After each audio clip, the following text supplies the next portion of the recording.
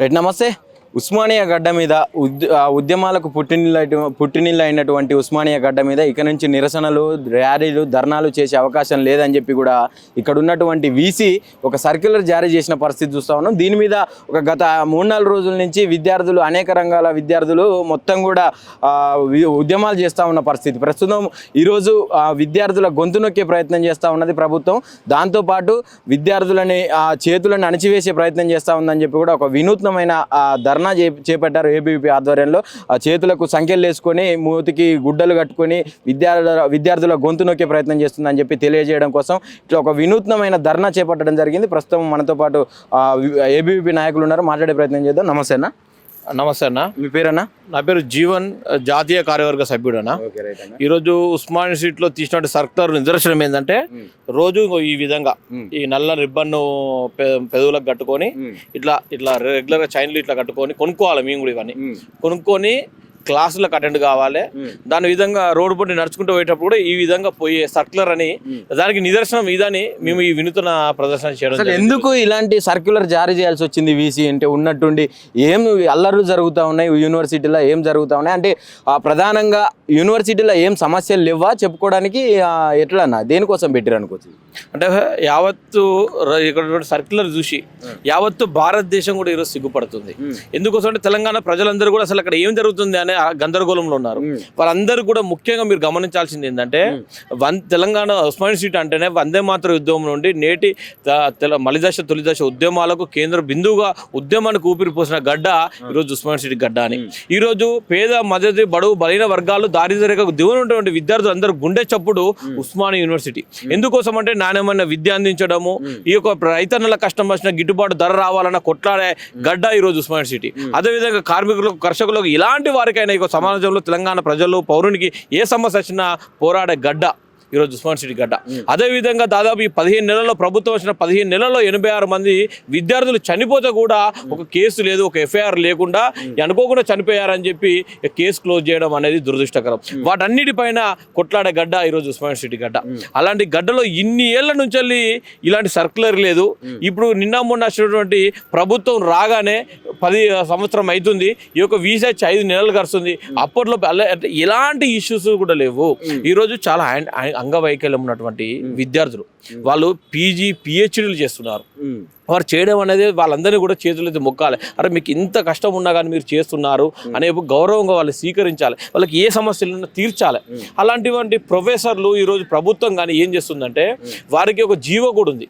మీరు tuition fee కానీ, ఈరోజు హాస్టల్ మెస్ బిల్లు కానీ, మీరుండే హాస్టల్ ఫీజు కట్టవలసిన అవసరం లేదు, మేము ప్రభుత్వం నుండి మీకు ఎంతో కొంత అమౌంట్ కూడా ఇస్తున్నాము అని చెప్పి క్లియర్గా జీవోలో కూడా ఉన్నది. అవన్నింటినీ కూడా మర్చిపోయి ఉస్మానియా యూనివర్సిటీ ప్రొఫెసర్లు, ఈరోజు ఆర్ట్స్ కాలేజ్ ప్రిన్సిపాల్ కానీ, ఉస్మానియా యూనివర్సిటీ వీసీ కానీ వీళ్ళు ఏం చేస్తున్నారంటే, మీరు కట్టాల్సిందే, మీకు ఇచ్చే నెలవారీ పైసలకి కూడా మీరు కట్టాలి అని చెప్పడం అనేది చాలా సిగ్గుచేటు.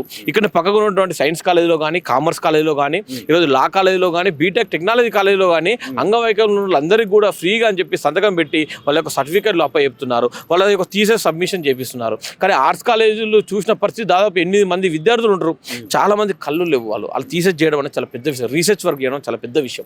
కాళ్ళు లేవు. వాళ్ళు మెట్లు కూడా ఇప్పుడు మనం ఆర్ట్స్ కాలేజ్ చూస్తూ ఉంటాము, వాళ్ళు పైకి ఒక బండి మీద తీసుకుపోవడానికి కూడా పరిస్థితి లేదు.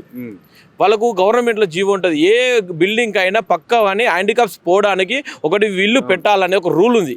అలాంటిది కూడా ఏర్పాటు చేయకుండా ఈరోజు ఆర్ట్స్ కాలేజ్ నడుపుతున్నారు. వాళ్ళు మెట్లు ఎక్కుతూ ఉంటాయి, ఈ ఎండాకాలం ఎక్కుతూ ఉంటే కాళ్ళు చేతులు కాలిపోతున్న పరిస్థితి. అలాంటి వారిని పోవాల్సింది పోయి ఈరోజు వాళ్ళు కట్టాల్సిందే అని చెప్పి వారు కొన్ని రీసెంట్గా 2-3 రోజుల ముంగటనే 3 గంటల నుంచి ధర్నా మొదలుపెట్టారు శాంతియుతంగా. వాళ్ళకి ఏం చేయగలుగుతారు, ఏం చేయలేరు. శాంతియుతంగా వీసీ వెళ్లే మార్గంలో ముంగట కూర్చున్న తర్వాత వాళ్ళకి న్యాయం జరగకపోతే రాత్రి మొత్తం ఆడ కూర్చొని పొద్దున 8 గంటలకు వారిని అరెస్ట్ చేసి అఫ్జల్ గంజ్ పిఎస్లో పెట్టి వాళ్ళ మీద కేసు పెట్టడం అంటే ఈరోజు నయాం నిజాంకు మించిన రాక్షస పాలన ఈరోజు ఉస్మానియాలో కొనసాగుతుందని మనం అందరం భావిస్తున్నాము. అంటే ఒక పక్క ప్రజాపాలన, ఇది కంచెలు బద్దలు కొట్టినాం, మా ప్రభుత్వాన్ని ఎవరైనా, సామాన్య ప్రజలు ఎవరైనా వచ్చి కలవచ్చు, ముఖ్యమంత్రిని కానీ, మంత్రులను కానీ, వారి సలహాలు, సూచనలు, వాళ్ళకు ఉన్నటువంటి సమస్యలు అన్నీ తెలుపుకునే అవకాశం ఉంది, అంత స్వతంత్రం ఉంది మన కాంగ్రెస్ పాలనలో అని చెప్పి రేవంత్ రెడ్డి చెప్పిండు కదా. మరి ఇలాంటి అక్రమ అరెస్టులు కానీ, ఇట్లాంటి నిర్బంధాలు కానీ ఇవన్నీ ఎట్లా చూస్తారు? మాటలు కోటలు దాడుతున్నాయి. పని విషయంలో శంకుస్థాపనలకే పరిమితం అవుతున్నారు తప్ప మరొకటి లేదు. ఈరోజు సీఎం రేవంత్ రెడ్డి గారు మాటలు కోటలు దాటుతాయి, అదేవిధంగా ఈరోజు ఉస్మాన్ యూనివర్సిటీ మాటలు కూడా కోటలు దాటుతున్నాయి. కానీ పని విషయంలో ఎగ్జిక్యూటివ్ విషయంలో చాలా నిర్లక్ష్యం వహిస్తున్నారు. ఈరోజు తెలంగాణ రాష్ట్రంలో చూసుకుంటే ఈ సంవత్సరం లోపే ప్రభుత్వం మీద వ్యతిరేకత ఎక్కువ అయిపోయింది. చింతశుద్ధి కూడా లేదు ఒక ప్రభుత్వము. మేము గవర్నమెంట్ ఉన్నాం, సీఎం పదిలో ఉన్న కలిసి చింతశుద్ధి కూడా పనిచేయాలని చింతశుద్ధి కూడా లేదు వారికి. ఇప్పుడు ఎలక్షన్ పెడితే ఇప్పటికిప్పుడు ఎలక్షన్ పెడితే 4-5 కూడా గెలిచే పరిస్థితి ఈరోజు కాంగ్రెస్ ప్రభుత్వంలో లేదని ఈరోజు విద్యార్థి లోకం భావిస్తుంది.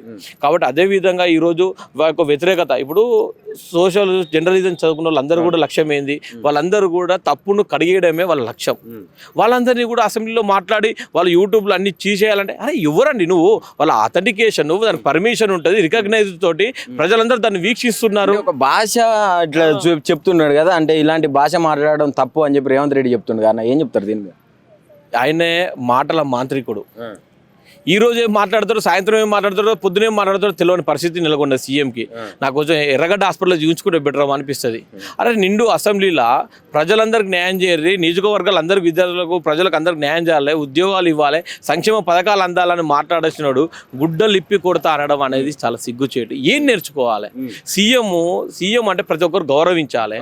సీఎం పదవిలో కూర్చున్నందుకు బట్టలు ఇప్పి కొడతా గుడ్డలు ఇప్పి కొడతా అని మాట్లాడడం ఆయనకైనా సమంజసమా? ఆయన ఒక సీఎంఏనా అని ఈరోజు విద్యార్థులకు భావిస్తున్నాం. ఎంత రీసెర్చ్ స్కాలర్స్. ఇప్పుడు విద్యార్థుల విషయానికి వస్తే ప్రత్యేకమైనటువంటి శ్రద్ధతోని పనిచేస్తా ఉన్నది విద్యాశాఖ పట్ల ఇప్పుడున్నటువంటి కాంగ్రెస్ ప్రభుత్వం. ఈ విద్యాశాఖను ఎవరికైనా వేరే మంత్రులకు ఇస్తే దీన్ని భ్రష్టు పట్టిస్తారేమని చెప్పి నా దగ్గరనే పెట్టుకున్నా అని చెప్పి రేవంత్ రెడ్డి చెప్తున్నాడు. దీని మీద ప్రత్యేకమైన శ్రద్ధ పెట్టినట్ట కదా, మళ్ళీ మీరు ఎందుకు ప్రొటెస్ట్ చేయాల్సి వస్తుంది? ఈరోజు భ్రష్టు పట్టించుడు అంటే మీ యొక్క పరిపాలన 15 నెలలలో 86 మంది చిన్న అమాయకమైన పిల్లలు 86 మంది చనిపోవడమా? ఎక్కడికక్కడ ఫుడ్ క్వాలిటీ లేక అంగవైకల్యం వచ్చి పురుగుల మంది అయ్యి హాస్పిటల్లో పడడమా? ఈరోజు ఉస్మాన్ సిటీలో చూసుకుంటే దాదాపు 11 విశ్వవిద్యాలయాలు ఇది సమన్వయకర్తగా వ్యవస్థ ఉస్మాన్ సిటీ అన్ని విశ్వవిద్యాలయాలకు.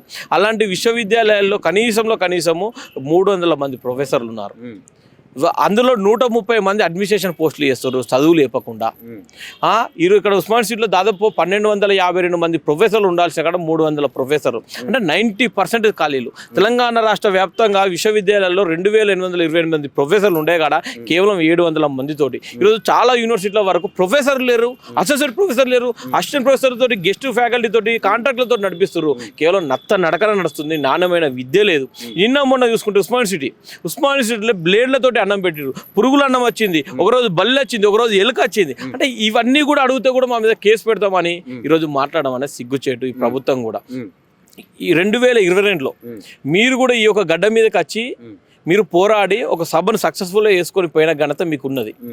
దాని తర్వాతనే మీ యొక్క చరిస్మా మారింది. దాని తర్వాతనే మీ యొక్క తెలంగాణ వ్యాప్తంగా మీకు ఒక రికగ్నైజ్డ్ వచ్చి ఈరోజు మిమ్మల్ని సీఎం పదవిలో కూర్చోబెట్టరని అది ఉస్మాన్ సిటీ గడ్డ పుణ్యం అని మేము తెలియజేస్తున్నాము విద్యార్థి లోకంగా. అదే విధంగా చూసుకుంటే బలమూరు వెంకట అనే అబ్బాయి, ఆయన కూడా ఇక్కడ నుండి వచ్చి దొంగచాటు నుంచి ప్రోగ్రామ్ చేసుకొని ఈరోజు ఎమ్మెల్సీ పదవి కేవలం అది కూడా ఉస్మాన్ సిటీ గడ్డ భిక్ష అని చెప్తున్నాం. ఎంతో మంది మంత్రులందరూ కూడా ఇక్కడికి వచ్చిన తర్వాతనే ఈరోజు వాళ్ళకు ఈరోజు మంత్రి పదవి కానీ ఎమ్మెల్యే పదవి కానీ ఈ యొక్క ఉస్మాన్ సిటీ గడ్డ వేసిన భిక్ష అని తెలియజేస్తున్నాం. అది యాది మరవకుండా మీరందరూ కూడా ఉస్మాన్ సిటీ కేంద్రంగానే ప్రోగ్రామ్ చేసిన వాళ్ళు, ఉస్మాన్ సిటీ కేంద్రంగానే నడిచిన వాళ్ళు, అవన్నీ యాది మరవకుండా మీరందరూ కూడా కలిసి కట్టుగా నిర్ణయం తీసుకున్న ఆ సర్కులను వెంటనే వెనక్కి తీసుకునే వరకు మీరు కూడా మాట్లాడాలని ఈ ప్రభుత్వానికి విజ్ఞప్తి చేస్తున్నాం. లేని పక్షంలో వీసీ ఛాంబర్ ముట్టడించైనా, సీఎం ఇల్లు ముట్టడించైనా, అసెంబ్లీ గేట్లు బద్దలు కొట్టైనా ఈ సర్కులర్ వెనక్కి తీసుకున్న వరకు అఖిల భారతీయ విద్యార్థి పరిషత్ నిద్రపోదని తెలియజేస్తున్నాం. ఖబర్దార్ సీఎం రేవంత్ రెడ్డి వీసీ అని తెలియజేస్తున్నాం. రైట్, ఇది పరిస్థితి. అంటే ఏదైతే విద్యార్థుల సమస్యలు తెలియజేయడానికి ముందరికి వచ్చిన అందరి మీద అక్రమంగా అరెస్టులు పెట్టి అందరినీ జైల్లో వేస్తున్న పరిస్థితి ఉంది ఈ రాష్ట్రంలో. అందుకనే ఒక సర్క్యులర్ కూడా వీసీ చేత జారీ చేయించింది కాంగ్రెస్ ప్రభుత్వం అని చెప్పి కూడా ఇక్కడ ఉన్నటువంటి విద్యార్థి నాయకులు చెప్తా ఉన్నారు. ప్రధానంగా వారి గొంతులు నొక్కే ప్రయత్నం చేస్తూ ఉన్నది ప్రభుత్వం.